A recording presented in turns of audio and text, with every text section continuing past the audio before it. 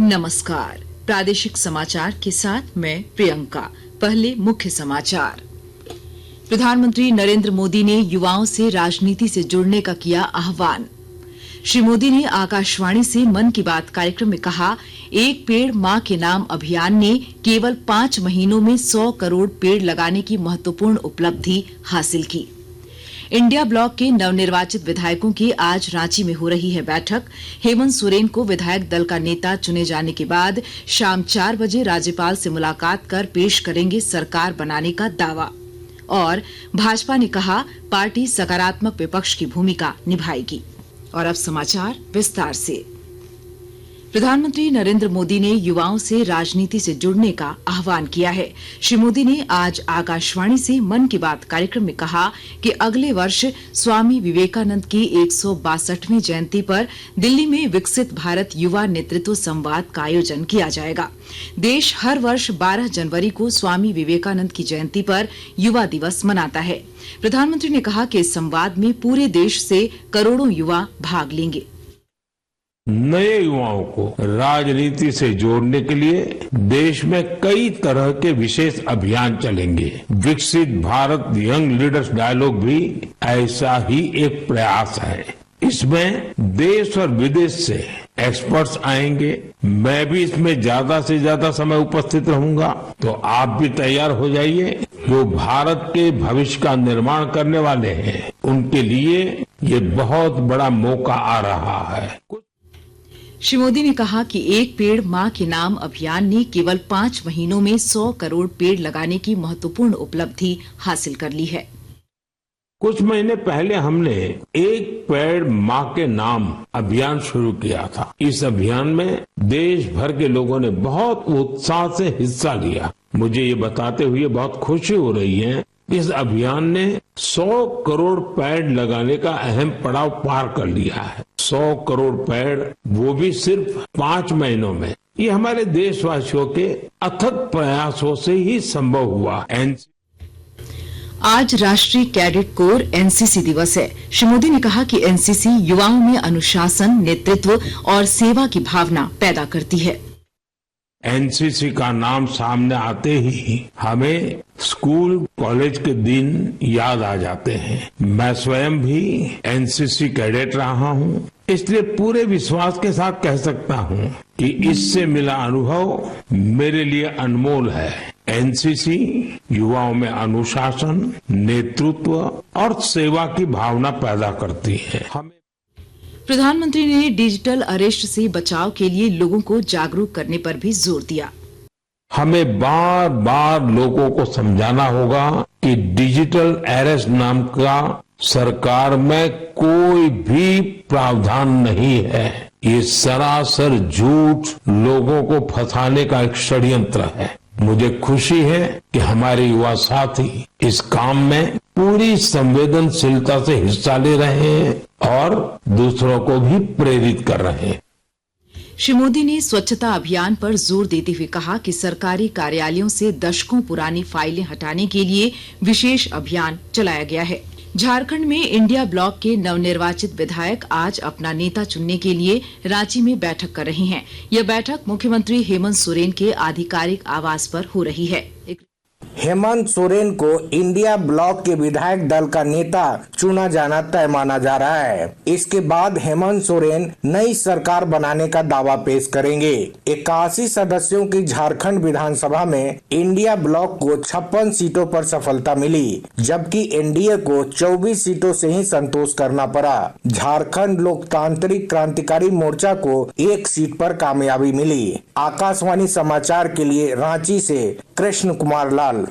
इंडी गठबंधन के नेता आज शाम 4 बजे राज्यपाल संतोष कुमार गंगवार से मुलाकात कर सरकार बनाने का दावा पेश करेंगे। झारखंड विधानसभा चुनाव में इंडिया गठबंधन ने 56 सीटों पर जीत दर्ज कर पूर्ण बहुमत हासिल कर लिया है। झामुमो ने 34, जबकि कांग्रेस ने 16, आरजेडी ने 4 और भाकपा माले ने 2 सीट पर जीत दर्ज की है। वहीं एनडीए को 24 सीटों पर जीत मिली है, जिनमें भाजपा को 21 तथा आजसू, लोजपा और जदयू ने 1-1 सीट पर जीत दर्ज की है। बिना किसी गठबंधन में शामिल हुए चुनाव लड़ रहे झारखंड लोकतांत्रिक क्रांतिकारी मोर्चा के जयराम महतो ने डुमरी विधानसभा सीट से जीत दर्ज की है। आकाशवाणी के ताजा तरीन समाचारों के लिए आप हमारी वेबसाइट newsonair.gov.in पर लॉग ऑन कर सकती हैं। ताजा समाचार X handle @AIR news alerts और Facebook page All India Radio news पर भी उपलब्ध है। आप प्रादेशिक समाचार एकांश के X handle @AIR news _Ranchi और फेसबुक, इंस्टाग्राम पेज तथा YouTube channel AIR news Ranchi पर भी हमारे बुलेटिन सुन सकते हैं। प्रादेशिक समाचार आप आकाशवाणी रांची से सुन रहे हैं।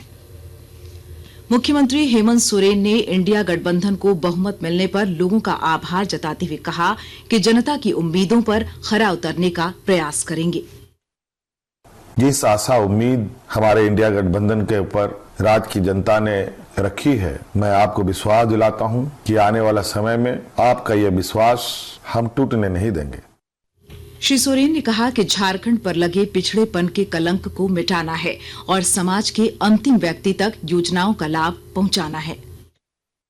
हम सब मिलकर ये संकल्प लें, मिलकर हम काम करें और मिलकर इस संकल्प के साथ आगे बढ़ें कि इस पिछड़ेपन का कलंक को हम सब मिलकर धोएंगे, खत्म करेंगे और अग्रणी राज्य के पायदान में हम खड़ा होने का भरपूर प्रयास करेंगे। भाजपा के प्रदेश अध्यक्ष बाबूलाल मरांडी ने मुख्यमंत्री हेमंत सोरेन को बधाई देते हुए कहा कि हम जनादेश को स्वीकार करते हैं।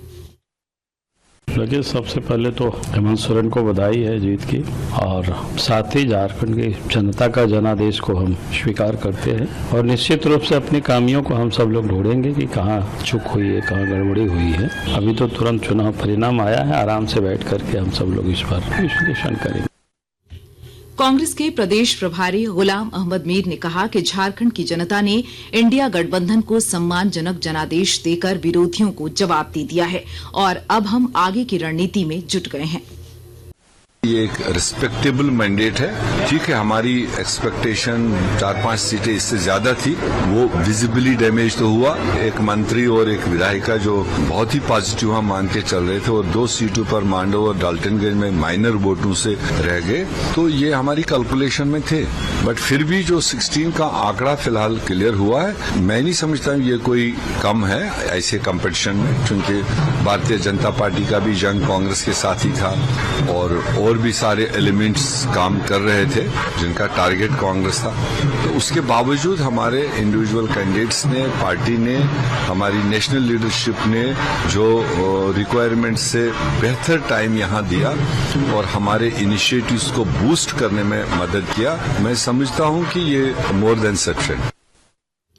भाजपा के प्रदेश प्रवक्ता प्रतुल शाहदेव ने कहा कि जनादेश के अनुसार पार्टी सकारात्मक विपक्ष की भूमिका निभाएगी।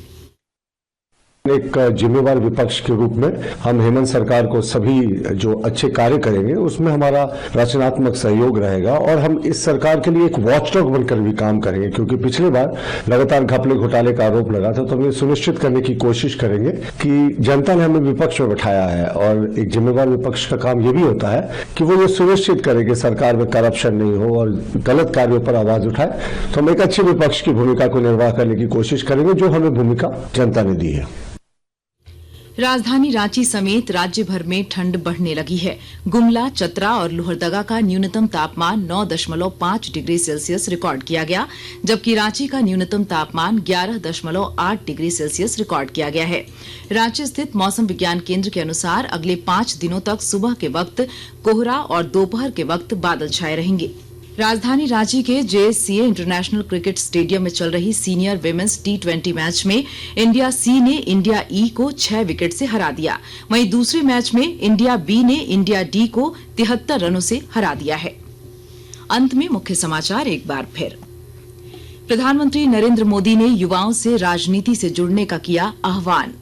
श्री मोदी ने आकाशवाणी से मन की बात कार्यक्रम में कहा, एक पेड़ मां के नाम अभियान ने केवल 5 महीनों में 100 करोड़ पेड़ लगाने की महत्वपूर्ण उपलब्धि हासिल की। इंडिया ब्लॉक के नवनिर्वाचित विधायकों की आज रांची में हो रही है बैठक। हेमंत सोरेन को विधायक दल का नेता चुने जाने के बाद शाम 4 बजे राज्यपाल से मुलाकात कर पेश करेंगे सरकार बनाने का दावा। और भाजपा ने कहा, पार्टी सकारात्मक विपक्ष की भूमिका निभाएगी। इसके साथ ही आकाशवाणी रांची से प्रादेशिक समाचार का ये बुलेटिन समाप्त हुआ। नमस्कार।